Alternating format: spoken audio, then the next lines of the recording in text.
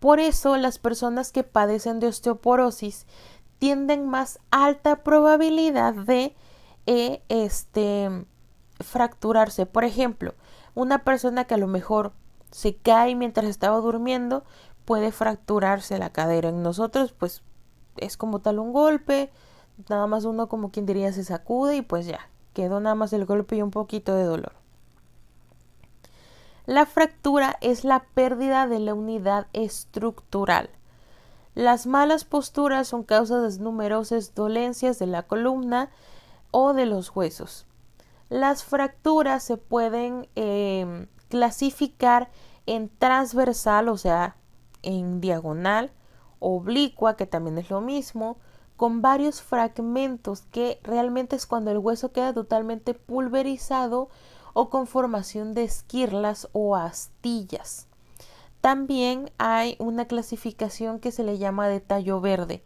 Esta clasificación como tal es una fractura que es como si ustedes cortaran una ramita. Va a romperse una parte, pero va a estar pendida de un hilo, por decirlo así.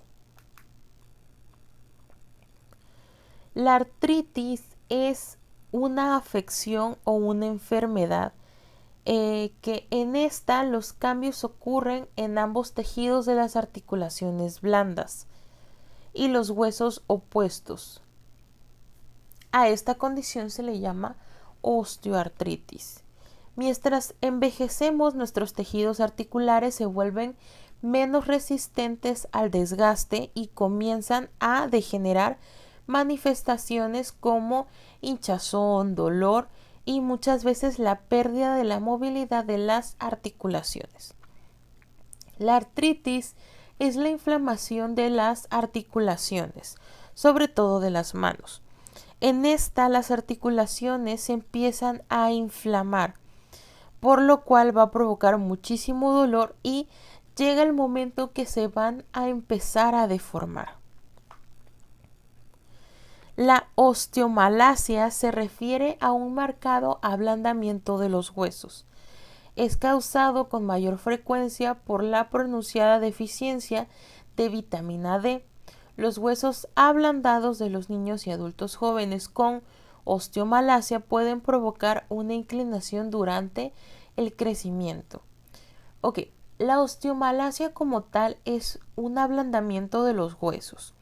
A lo mejor han visto caminar a personas que le dicen que caminan como charritos o que están pues abiertitos como tal. Esto se debe a que los huesos no son firmes, sino son un poco más blandos y con el peso del cuerpo no lo puede soportar.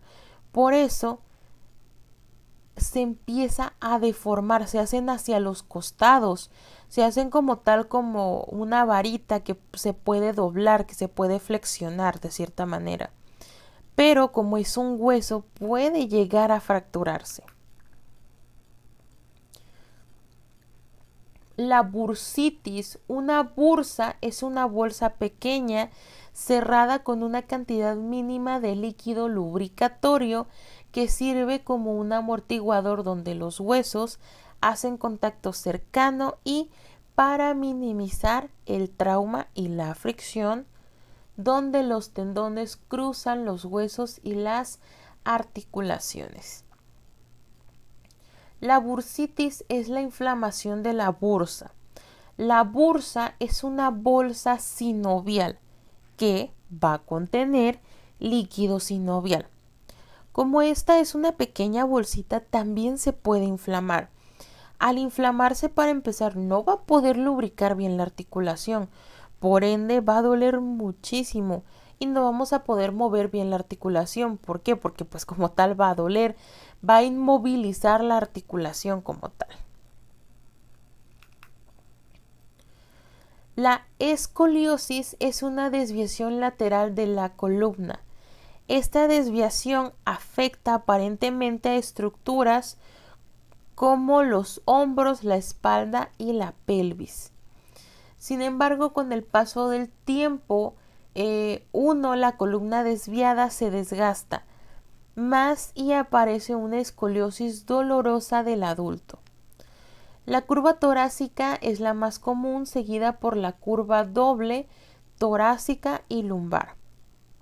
Por la edad, una escoliosis puede ser congénita, infantil, del adolescente y juvenil. La escoliosis es una curvatura anormal de la columna vertebral. Como pueden ver en la imagen de la izquierda, la columna vertebral es recta como tal, pero la escoliosis es una curva del lado derecho o izquierdo o inclusive de ambos lados, por lo cual va a afectar a la pelvis, al cuello, a los hombros, inclusive a la marcha, o sea, a la hora de caminar como tal. Mientras que la lordosis es una curvatura de la parte baja de la espalda. De por sí, la espalda es normal que tenga curvatura, tanto en la parte torácica como en la parte lumbar, pero aquí la lordosis es muchísimo más pronunciada esta curvatura que se encuentra en la zona lumbar. Por ejemplo, hay personitas que están pompuditas o que muchos he escuchado que le dicen que camina como patito. Puede porque tenga una lordosis, o sea que la curvatura está muchísimo más pronunciada de lo normal. Ok, vamos con el sistema muscular. El sistema muscular es un conjunto de más de 600 músculos que existen en el cuerpo humano.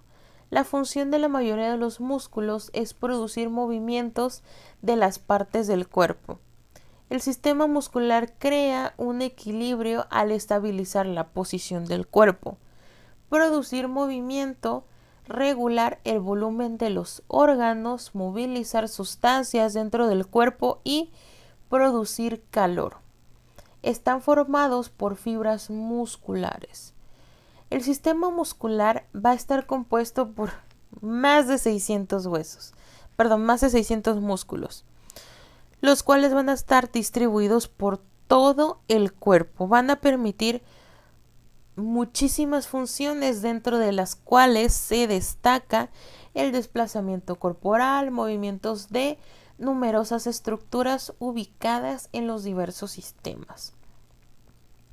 Por ejemplo, los músculos largos están relacionados con los grandes movimientos, como por ejemplo caminar, correr, brincar, saltar, etc. Mientras que los músculos pequeños intervienen en los músculos o en los movimientos de precisión. Por ejemplo, a la hora de escribir, de hacer un trazo, de hacer algún corte o una disección, etc. Las células musculares, como todas las demás células del cuerpo, producen calor. Aquí el calor es intrínseco, quiere decir que se produce adentro, pero va a generar calor extrínseco. Quiere decir que el calor lo vamos a emitir. Por ejemplo, cuando a lo mejor regresamos a hacer ejercicio, luego hasta nos dicen, ay, quítate porque me das calor.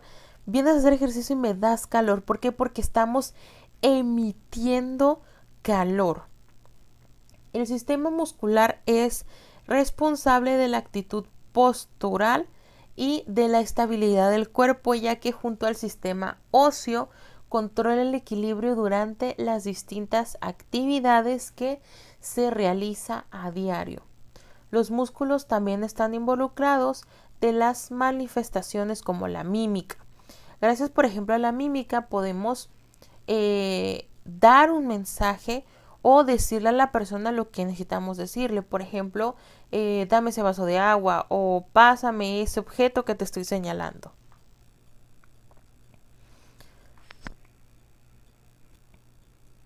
Dentro de los tipos de músculos tenemos el músculo esquelético o estriado. Estos músculos son los que van a estar unidos a los huesos como tal.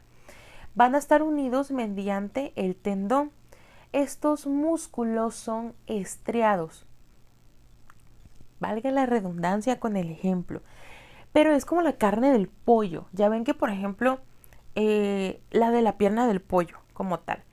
Si ustedes deshebran o van sacándole por pedacitos y por pedacitos la carnita a la piernita del pollo, van a ver que se puede deshebrar, o sea, que se puede dividir.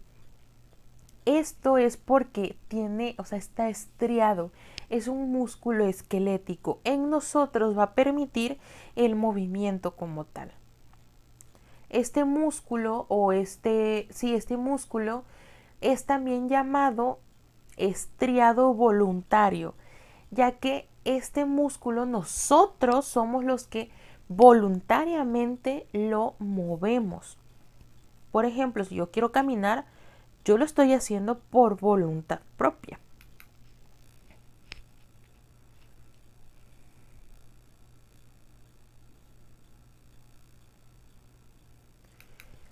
El músculo liso o visceral se encuentra en las paredes de las vísceras huecas.